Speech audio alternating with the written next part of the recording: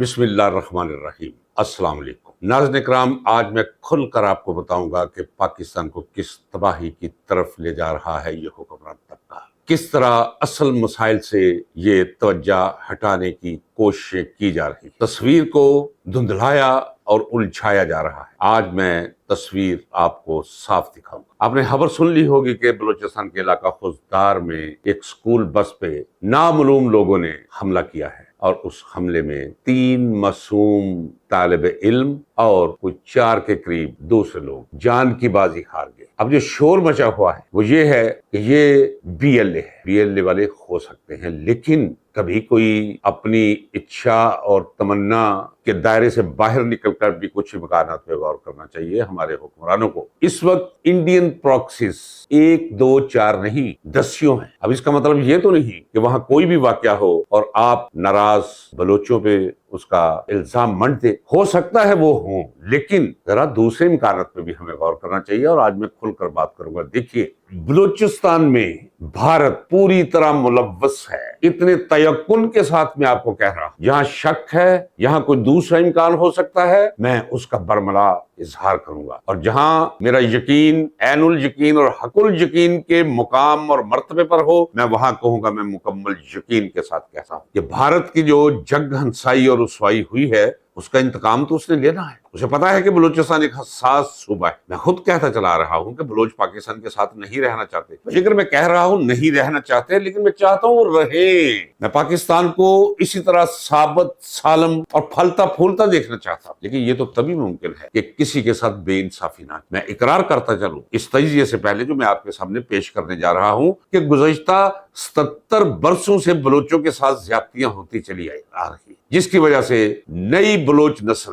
اب وفاق کے ساتھ رہنا نہیں چاہتے، اسلام آباد کے ساتھ رہنا نہیں۔ ہمیں وہ محرکات دور کرنے چاہیے، بجائے اس کے کہ بھارت کوئی کارروائی کروائے۔ بھارت کارروائی کروا سکتا ہے۔ یاد رکھیے، اس وقت افغانستان کے اندر بھارت پاکستان مخالف ایک نہیں درجنوں کیمپ کھولے بیٹھا ہے۔ جتنا علاقہ پاکستان کی سرحد کے ساتھ لگتا ہے، ناظرین کرام، یہ میں اپنی خبر کی بنیاد پر کہہ رہا ہوں۔ ہاں، مجھے کہنے دیجئے، میرے مراسم ہیں آج بھی وہ لوگ جو افغانستان آتے ہیں، افغانستان جاتے ہیں، روزانہ کی بنیاد پر جاتے ہیں، ان حالات میں بھی جاتے ہیں، وہ ساری کی ساری تصویر مجھے پیش کرتے ہیں۔ اس تصویر کا پھر میں خود انالیسس کر لیتا ہوں، تصور قائم کر لیتا ہوں، یہ تقریباً درست ہوتا ہے۔ بھارت کو سب سے اعلیٰ مقام جو میسر ہے پاکستان کے خلاف کارروائیاں کروانے کے لیے، پاکستان کے اندر خوف پھیلانے کے لیے، دہشت پھیلانے کے لیے، ایک کو دوسرے کے ساتھ متنفر کرنے کے لیے، وہ ہے افغانستان کی سرزمین۔ چونکہ ہم نے افغانستان کو بھارت کی طرح اپنا دشمن ڈکلیئر کر دیا، یہ ایک بہت بڑا سبجیکٹ ہے۔ بہت زیادتیاں ہم سے ہوئی ہیں افغان قوم کے ساتھ۔ یہاں صرف BLA والے نہیں، وہ بابا پیسے دے کر کسی سے بھی وہ کارروائی کروا سکتے ہیں۔ یہاں بھاڑے کے ٹٹو موجود ہیں۔ اور ایک بات جو میں کہتا چلا رہا ہوں کہ جب تک دونوں ممالک ایک دوسرے کے ملک میں ایسی کارروائیاں کرنی بند نہیں کریں گے، کوئی غزل گائے گا، اس سے بہتر غزل گانے کی کوشش کی جائے، کوئی اچھا شعر پڑھے گا، اسی سے ملتا جلتا اس سے بہتر شعر کہنے اور سنانے کی کوشش کرے گا۔ یہ اسی طرح ہے کہ اگر ہماری طرف سے وہاں کچھ ہوگا تو پھر ادھر سے بھی پھول کی پتیاں نہیں آئیں گی، ایسے ہی واقعات ہوں گے، اور کسی کا کیا جائے گا۔ یہ معصوم جانے، ننھے منے پھولوں کی طرح یہ بچے، یہ تو چلے گئے دنیا سے، اور کنڈکٹر بھی چلا گیا، اور ڈرائیور بھی چلا گیا، اور باقی ہیلپر بھی چلا گیا۔ سوال میرا یہ ہے کہ آپ اخباریں دیکھ، آپ DGISPR کی باتیں سنیں، اور میں سوچتا ہوں کہ کیا یہ مجھے ہی سب کچھ نظر آتا ہے؟ کیا اکیلے مجھے ہی آنکھیں عطا کر رکھی ہیں قدرت نے؟ کیا یہ اندھے ہیں سارے کہ وہ یہ نہیں سمجھ رہے کہ اصل معاملہ کیا ہے؟ یہ فتنہ الخوارج آ گیا، یہ بھارتی پراکسی آ گئی، اور بابا یہ سوال یہ ہے کہ یہ سب کچھ ہو کیوں رہا ہے؟ بھارت کے کہنے پر کیوں لوگوں کی جانیں لینے پر آمادہ ہو جاتے ہیں؟ اس کی وجہ یہ ہے ناظرین اکرام، آپ یقین جانیے کہ پاکستان میں اس وقت جو ہو رہا ہے وہ 76 سالہ تاریخ کا میں طالب علم، میں لکھ رہا ہوں کتاب، اپنی ایک کتاب کے بعد، کہ ان 76 سالوں میں یہ پاکستان اس تباہی کی نہج تک پہنچا کیسے؟ تو ساری تصویر میرے سامنے ہے۔ اور اگر آج حکمران طبقہ یا فوج کے نمائندے آ کر یہ کہنا شروع کر دیں کہ جناب بھارت کو دندان شکن جواب دیا جائے گا، بھارت کو یہ بابا خدا کا خوف کرو، معاف کرو، اپنا ملک سنوارو۔ اس ملک میں جو کچھ ہو رہا ہے، سیاسی جبر کا وہ عالم ہے، سیاسی بے انصافی کا وہ عالم ہے، سیاسی بے حیائی کا وہ عالم ہے کہ لوگوں کا اعتبار ہی اٹھ گیا ہے۔ وہ اسے صحیح لا حاصل قرار دیتے ہیں کہ کبھی بھی انتخابات ہو تو وہ لائنوں میں لگ کر ووٹ ڈالے. اب لوگوں نے یہ کہنا شروع کر دیا کوئی نہیں ڈالتا. فارم 47 کے ذریعے انہیں بتا دینا, پہلے لکھ لیں کہ بھی فلاں فلاں کو ہم اناؤنس کریں گے, تو کیا ضرورت ہے. اس نان پروڈکٹیو پریکٹس تھی, معاشی طور پہ اس ملک کو لوٹ کر کنگال کر دیا. اور وہ لوگ جنہوں نے اس ملک کو لوٹا, وہ بھائی ان کا لوٹا ہوا مال بھی سامنے ہے, انہیں لا کر آپ نے بٹھا دیا حکمران بنا کر یہاں. تو کیا آپ یہ سمجھتے ہیں کہ یہ کوئی کھیتوں میں اگی یہ گاجریں اور مولیاں ہیں اور گوبھی کے پھول ہیں؟ یہ انسان نہیں, یہ کل کے انسان سے بہت زیادہ باشعور انسان ہے. آج کے لوگ, آج کی نسل, اس وقت تک یہ سب کچھ ہوتا رہے گا. اور اے میرے ہم وطنوں, پڑھنے کو اور سننے کو آپ میں کوئی اور بکواس ملا کرے گا, آپ کی توجہ کہیں اور لے جائی جائے گی, ہٹائی جائے گی اصل معاملات سے. اپنی کوتاہیوں, اپنے بلنڈرز, اپنی حرص و آز میں لتھڑی اور ڈوبی ہوئی خواہشات کے نتیجے میں یہ تباہی جو پھیلا رہے ہیں یہ حکمران آپ کے, وہ ادھر سے آپ کی توجہ ہٹائے. اصل مسئلہ سب سے پہلا وہ ہے انصاف کا, سماجی انصاف, سیاسی انصاف. معیشت کا تو جو حال کر دیا ہے وہ تو پتہ نہیں سمرتی بھی ہے کہ نہیں سمرتی. یہ ساری بکواسیات آپ کو سننے کو ملتی ہیں. وہ ایک پتہ نہیں جمیل نام تھا اس کا, یہ گورنر اسٹیٹ بینک ہے, اس نے کہا جی گزشتہ 76 برسوں میں مہنگائی سب سے کم ترین سطح پر آ گئی. اچھا بلا خدا کا کرم ہے, فضل ہے, لیکن خوف ہے مہنگائی کے اس بھوت سے مجھے. تو ان کا کیا ہوگا جن کی ٹوٹل انکم کوئی 40, 50, 30 ہزار روپیہ ہے, یا چلے کوئی بینک آفیسر ہے اس کو 1.5 لاکھ روپیہ ہے, وہ کیسے سمجھ نہیں آتی. یہ تباہی اور بربادی اس ملک کے اندر, اور پھر سیاسی جبر اور ستم. یہ میں نے کبھی مارشل لاؤ کے دور میں بھی ایسا جبر نہیں دیکھا جو جبر آج ہے, ایسا خوف نہیں دیکھا جو خوف آج ہے. اور میں اکثر دوستوں کو کہتا ہوں کہ جنرل ضیاء الحق کے دور میں نے بہت ظلم سہے. اس 5 فٹ 8 انچ کے بدن پر میں نے وہ چرکے سہے کہ میرے اندر ایک نفرت جنرل ضیاء الحق کے خلاف, اس کا نام آتا تھا تو مجھے چڑ, میرا ایسے لگتا تھا خون کھول. لیکن جب میں نے انہیں دیکھا ہے, یہ جو بیٹھے ہوں, میں دیانتداری سے کہتا ہوں کہ مجھے جنرل ضیاء الحق کی شکل پہ تھوڑا تھوڑا پیار آنا شروع ہو گیا کہ یار یہ تو بہت شریف آدمی تھا. تو جب یہ عالم کہ کوئی بھی کل سیدھ نہیں ہوگی, عوام کی زندگی موت سے بدترین ہوتی چلی جا رہی ہوگی, اور کوئی بہتری کی ایک کرن نظر نہ انسانوں کو آ رہی ہوگی, تو پھر کیا ہوگا؟ ریاست سے اعتماد اٹھ جائے گا جو اٹھ چکا ہے, اداروں سے اعتماد اٹھ چکا ہے. عدالتیں نہیں, کبھی عدالت کا لفظ آتا تو دل میں ایک تکریم سی اٹھتی تھی عدالت. اب تو ایسے لگتا ہے کہ بس کسی نے ہیرا منڈی کا نام لے لیا. عدالتیں تھوڑی ہیں, جج تھوڑے ہیں. بالکل درست کہتا ہوں, بطور ایک وکیل کہہ رہا ہوں, میں ذمہ دار شخص, گزارے لائق معقول ہوں. اگر میں کہتا ہوں کہ ہیرا منڈی میں بھی کچھ غیرت اور حیا ہوتی, یہ عدالتوں کے اندر, سپریم کورٹ کے اندر, ہائی کورٹ کے اندر کوئی غیرت نام کی چیز کوئی نہیں, جنہیں آپ جج سمجھتے ہیں. یہ بدترین مخلوق ہے, اس معاشرے کا گند ہے جو اچھل کر ان کرسیوں تک پہنچ. کیا ہو رہا ہے؟ وہ آج علیمہ بی بی, عمران خان کی بہن, وہ بیچاری سادی سی سیدھی سی, اسے نہیں پتا. وہ کہہ رہی ہے جی دیکھیں جی عدالتوں کو چاہیے کہ وہ کیس نہیں سن رہے, اگر عدالتیں ہمارا کیس سنیں تو عمران خان جو ہے وہ تو کیس ہے ہی کوئی نہیں, وہ تو رہا ہو جائیں گے. تو ججی سے ہماری گزارش ہے کہ وہ سنیں اور پھر دیکھیں, باقی چھوڑیں. میں بھی وکیل, وہ جونیئر ہے مجھ سے, کم از کم 20 سال جونیئر ہوگا, بریسٹر گوہر, چلے لیکن اچھی وکالت ہے اس کی. وہ کیا کہہ رہا ہے, کیا انہیں سمجھ نہیں آتی کہ جی لطیف کھوسا صاحب بھی فرما رہے, عجیب عالم ہے, پتہ نہیں کس بستی میں بس رہا ہوں. ایسے لگ رہا ہے دولے شاہ کے چوہے یہاں بس. کہ جی چیف جسٹس کو ہم ملے ہیں, چیف جسٹس اسلام آباد ہائی کورٹ, جس مقام پر وہ شخص بیٹھا ہے, سرفراز ڈوگر, اب تو نام بھی, وہ اس کا کوئی استحقاق کے قانونی رکھتا ہی نہیں, کوئی اس نے حلف نہیں لیا. وہاں جا کے وہ چیف جسٹس کیا جی سینئر ہے جی. اور وہ شخص جس کی بطور وکیل ریپوٹیشن انتہائی خراب, گندی اور قابل نفرین ہو, بطور جج جس کے قصے عام ہوں لاہور ہائی کورٹ کے اندر اور وکلا کے چیمبرز میں, اور اسے طے کر کے معاملات کے میں تو نے یہ کرنا ہے, تجھے لے کر آتے ہیں, وہ آیا ہے, بیٹھا ہے, اور اس سے یہ توقع کرنا کہ جس نے وعدہ کر لیا ہے جی جناب اگلی پیشی پہ ہم سماعت ضرور کریں گے, دیکھ لیجئے گا کوئی سماعت نہیں. اس کی وجہ اس مقدمے میں ہے ہی کچھ نہیں. ایک اور بات بتا دوں, علیمہ خان بہت سادی خط. پھر میں کہتا ہوں کہ یہ سب مجھے ہی پتا ہے, آپ بھی سوچیں گے یہ کیا کہہ رہا ہے کہ بھائی اگر اس مقدمے میں, چونکہ میں کہہ رہا ہوں کچھ بھی نہیں, یہ مقدمہ ایسے کر کے اڑے گا, سزا سسپینڈ ہوگی, یہ 7 سال اور یہ 14 سال استغفر. تو آپ کا کیا خیال ہے کہ یہ کیس ختم ہو جائے گا, عمران خان کو رہا کر دیں گے؟ نہیں, میں پہلے بھی کہتا چلا رہا ہوں, عمران خان عدالتی قیدی نہیں, عدالتوں کو فقط استعمال کیا گیا ہے, وہ فوجی قیادت کا قیدی ہے, ذرا تصور تو کریں، اگر عمران خان باہر، پورا پاکستان امٹ کر آ جائے،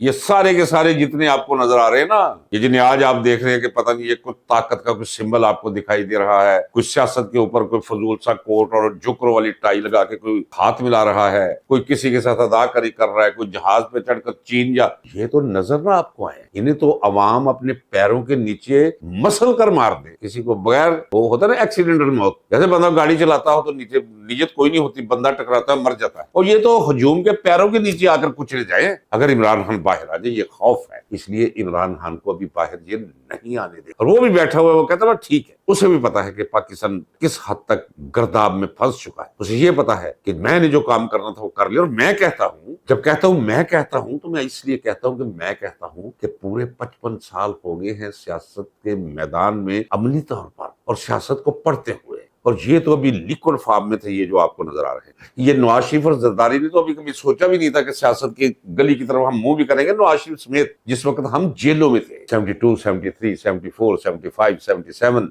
جیلوں میں، پھر 77 سے نیا سلسلہ شروع ہوگا، ضیاء الحق صاحب تشریف لائے، پھر جناب 78 سے لے کر 79 80 81 2 3 4 5 6 7 8 88 تک، پھر جلاوطن، تو ساری زندگی اس وادی پرہار میں گزر۔ ناظرین کرام، اگر بندہ خود رنگریزی نہ کرتا ہو لیکن انگریز اس کا دوست ہو، اس کی دکان پر مسلسل انسان بیٹھے تو رنگوں کی سائنس کو سمجھ آتا ہے، وہ کہیں شاگردی اختیار نہ کرے، کسی مکینک کے پاس مسلسل بیٹھنا شروع کر دے تو اسے انجن کی پوری سائنس سمجھ آ جائے، اور یہاں تو 55 برس ہیں، اسی کی بنیاد پر میں کہتا ہوں کہ میں وہ کچھ دیکھ لیتا ہوں جو بظاہر لوگوں کو نظر نہیں آتا۔ عمران خان کے بارے میں یہ جان رکھیے کہ وہ اپنے تئیں اپنا کردار ادا کر چکا ہے، باقی اس نے سب اللہ پر چھوڑ دیا ہے، توکل اللہ۔ رہی بات باہر کی، تو باہر بھی وہ ویژن نہیں ہے، یہ کیوں انہیں سمجھ نہیں آتی کہ یہ معاملہ عدالتی نہیں، یہ معاملہ فوجی ہے، فوجی قیادت نے جیل میں بند کر رکھا ہے، عدالتوں کی کیا جرت ہے کہ عمران خان کو چھوڑ دے؟ پھر انتظامیہ ہے، اگر فرض کرے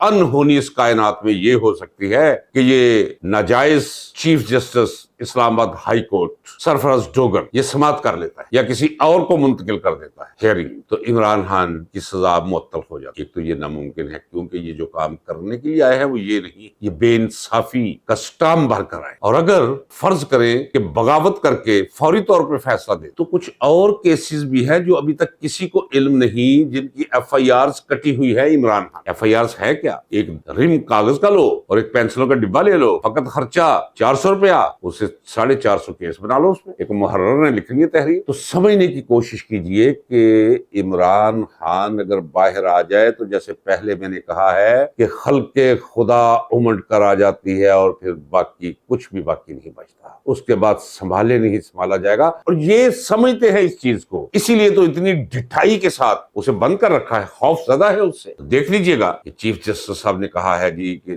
فکر نہ کریں، اب اگلی پیشی پہ سماعت ضرور ہوگی، آپ بھی دیکھ لیجئے کچھ بھی نہیں ہوگا، ان کی جرت ہی نہیں، انہیں جو ڈکٹیشن آئے گی یہ وہی کرے، بغیر کسی وجہ کے سماعت ملتوی کر، ہیلے بہانے، بے حیائی، بے غیرتی، بے انصافی کہ ان رفتوں کو یہ چھوئیں گے کہ پوری دنیا میں اس کی مثال نہیں آپ کو کہیں آپ ڈھونڈ کر لا سکتے۔ دوسرا مجھے افسوس ہوا، میں سمجھتا ہوں کہ شریف آدمی ہے بیرسٹر گوہر، بھئی کیا ضرورت تھی یہ کہنے کہ جی ہم چیف آف آرمی سٹاف کو فیلڈ مارشل کے مرتبے پر فائز ہونے پر مبارکباد دیتے ہیں۔ وہ پہلے بات تو یہ ہے کہ پوری فوج کے کسی رول کے اندر نہیں ہے کہ یہ بھی کوئی منصب ہے، اس منصب کی یہ مراد، اس منصب کا یہ مقام نہیں، یہ صرف زبانی کلامی ہے۔ جس طرح کسی کو کہہ دے جا بھی تجھے میں نے لقب دے دیا، تو نے شیروں والا کام کیا ہے، اور شیر زماں یہ فیلڈ مارشل، ان کے رولز اینڈ ریگولیشنز، ان کی سروس کے جو وہ پیرامیٹرز ہیں، ان میں کہیں کوئی ذکر نہیں ہے کہیں بھی کہ یہ بھی کوئی عہدہ یا منصب ہے۔ ہاں اعزازی ہے یہ بھی، تو وہ ایک نابکار کہ وہ ٹی وی سکرین پر نمودار ہوتا ہے تو بدبو آنی شروع، کوئی ایسی لعنت اس کے چہرے پہ، وہ ذرا غور سے دیکھیے گا، ان ہیومن فیس لگتا ہے اس کا، یہ فیصل واڈے، اور وہ آ کر کہہ رہا ہے کہ جناب 5 سٹار جنرل ہو گیا، اب تو ساری زندگی وہ اب ریٹائر بھی نہیں ساتھ لکھا جائے گا، اب تو ساری زندگی کے لیے وہ چیف آف آرمی سٹاف ہوں گے۔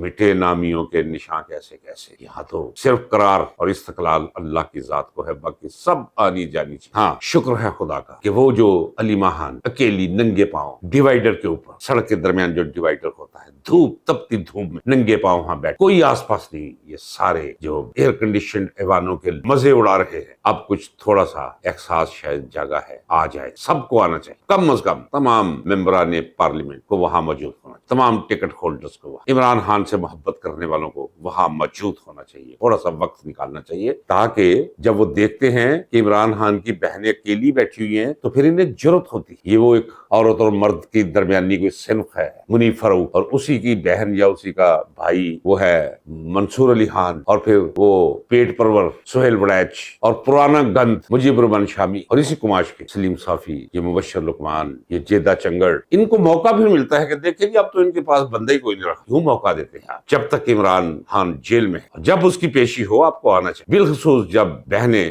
علیمہ خان، عظما خان، نورین خان، ان کے ساتھ اظہار یکجہتی کے لیے آپ کو سب کو آنا چاہیے نکل. شاہ محمود قریشی جس نے وفا کی تاریخ رقم کر، میں نہیں پسند کیا کرتا، بالکل نہیں کرتا تھا، لیکن اس کا مطلب تو یہ نہیں ہے کہ ہاں اقرار کرتا ہوں کہ اس نے کمال کر دیا. پی ٹی آئی کی قیادت کو وہاں بھی موجود ہونا یہ بہت ضروری ہے. آخر میں اس ولاگ کے یہی کہوں گا کہ ملک جس تیزی کے ساتھ تباہی کی طرف لے جایا جا رہا ہے، اسے یہیں روک لے. روک کون سکتا ہے؟ جن کے پاس اقتدار ہے. اقتدار ان کے پاس نہیں ہے، یہ تو کچھ بھی نہیں ہے. میں بار بار کہتا ہوں، آپ یقین کر لیں میرا. یہ خنوط شدہ لاش نواز شریف، یہ تھرڈ کلاس سرکس کا تھرڈ کلاس جوکر، یہ شباش، یہ یورینل وسنا کرمنل عطا ٹٹر، باقی کس کس کا نام ہے، ان کی کوئی حیثیت نہیں، ان کا کچھ لینا دینا نہیں، ان سے صرف کام لیا جا رہا ہے. ہاں یہ ایک کام ضرور کر رہے ہیں کہ فوجی قیادت اور پی ٹی آئی یعنی عمران خان کے درمیان آگ مزید بھڑکانا، کیونکہ آگ بھڑکے گی تو اسی میں ان کی خیر ہے. جس وقت یہ آگ ٹھنڈی ہوئی، انہیں پتا چلا، آپ سنیں گے جس طرح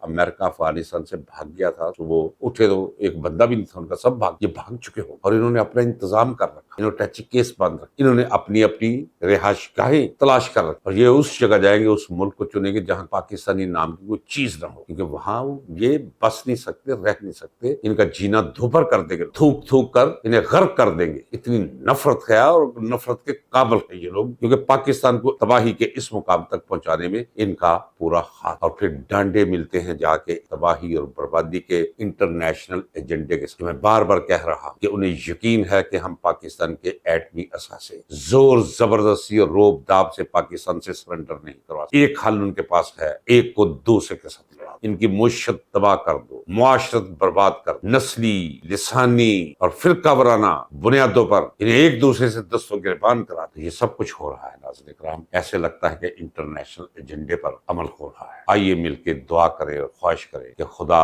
ہماری موجودہ فوجی قیادت کو کچھ سوچنے سمجھنے کی صلاحیت عطا اور ان کا دل موڑ دے اس طرف جس طرف پاکستان کی بہتری اور سلامتی اور خوشحالی کا راستہ نکل. لمحہ موجود تک ہم مسلسل اور بڑی تیزی کے ساتھ اجازت دیجیے، ملتے ہیں اگلے ولاگ. اللہ حافظ. پاکستان پائندہ باد.